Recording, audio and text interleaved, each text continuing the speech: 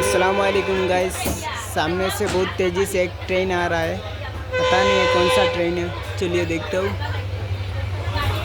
Guwahati express होगा।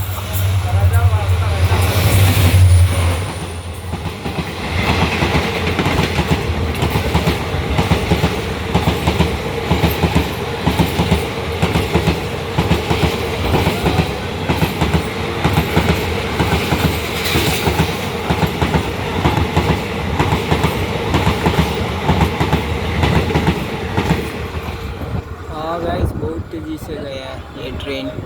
हाँ, मैंने सोचा है Tripura to Agartala to Guwahati express ये ट्रेन